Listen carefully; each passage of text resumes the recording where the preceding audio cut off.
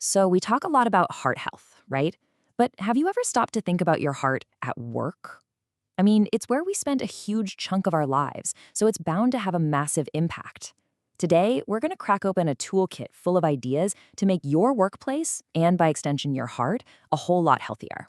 Let's jump right in. And our timing here is actually perfect. Since February is American Heart Month, it's really the ideal time to zoom in and take a closer look at our cardiovascular health, especially how it's affected by our 9 to 5 grind. Okay, so why is this so important? Well, the stakes are incredibly high. Just look at this number, 1 in 4. That means heart disease is responsible for 1 out of every 4 deaths in the United States. That's according to the CDC. It's actually the #1 killer for most Americans. It's a really staggering statistic, and it's exactly why we need to have this conversation. So let's start thinking about this a little differently. This isn't just a personal health thing. It's a real, genuine workplace challenge that honestly affects everyone, from the top down. I mean, just think about it for a second. How much time do you spend at work? For most of us, it's more than a third of our waking hours. That's a huge amount of time. And it makes the workplace this incredibly powerful environment that's shaping our habits every single day, whether we realize it or not. And this isn't just about feeling good, it's also about economics. For an employer, an employee dealing with cardiovascular issues can mean about $1,100 in lost productivity every single year. Now, if we zoom out and look at the big picture for the whole country, we're talking over $168 billion in just 1 year. The message here is pretty clear. When our hearts aren't healthy at work, the bottom line takes a big hit. Okay, so what is it about our jobs that's so tough on our hearts anyway? Let's break down some of the biggest culprits, the most common risks we face at work. And I bet a lot of these are going to sound pretty familiar. First up, the big one. Just not moving enough, right? Sitting at a desk all day. Then you've got high workloads and all that stress, which can spike your blood pressure. And, of course, the temptation of not so great food in the break room.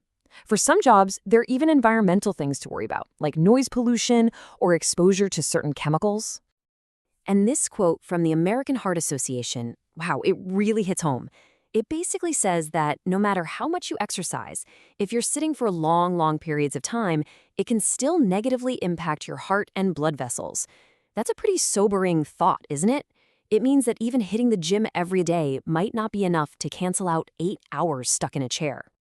Okay, enough with the doom and gloom. Let's pivot and talk about solutions, because there are things we can do. It's time to open up that heart-healthy toolkit I mentioned, full of practical things you can literally start doing tomorrow. First tip in the toolkit? No big surprise here, we've got to move more. The whole point is to find ways to break up that long stretch of sitting that we were just talking about. And look, you don't need a fancy gym membership for this.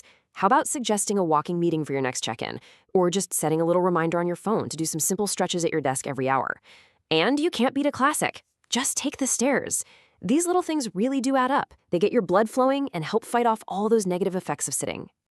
All right, so moving is one piece of the puzzle. The next piece, what we're eating. What we put in our bodies during the workday is just as important. So our next tool is all about eating smart. And I absolutely love this idea of a swap day. The beauty of it is that it's not some crazy restrictive diet. It's all about making small, easy swaps. So instead of that sugary drink, grab some water. Instead of reaching for the salt shaker, try some herbs or spices. And trade in those chips for some fruit or a handful of nuts. See? Small swaps, but they lead to really big wins for your heart over time. All right, let's have a little fun with this. Pop quiz. You're in the office kitchen. You need a snack. What's the better choice for your heart? A, popcorn, or B, pretzels? Go ahead, take a guess. So if you said popcorn, you got it. But, and this is a big but, we're talking about air-popped popcorn, the kind without all the butter and salt. Why? Because it's packed with fiber, which can actually help lower your bad cholesterol. So yeah, just remember to hold the butter. Okay, our third and final tool for you as an individual is a really big one: stress. We have to learn to stress less, because high stress levels are directly tied to heart problems.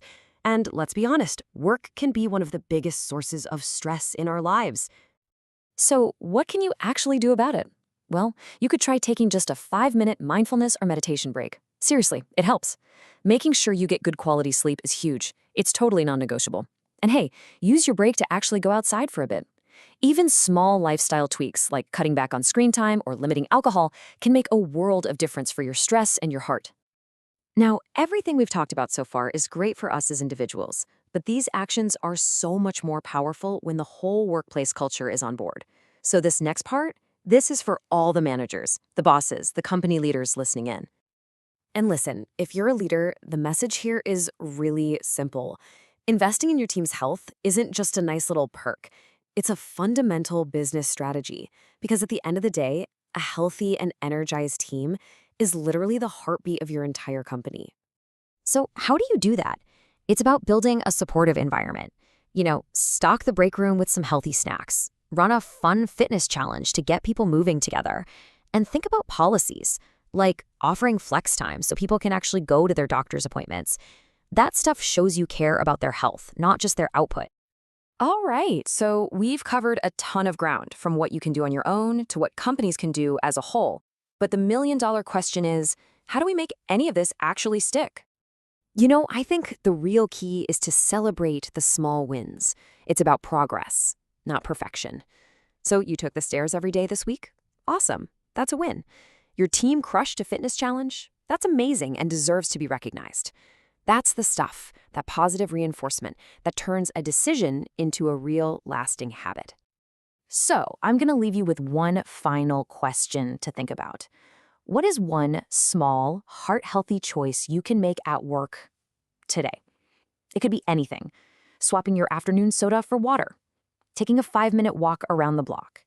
Whatever it is, just remember that the journey to a healthier heart, it always begins with that one small step.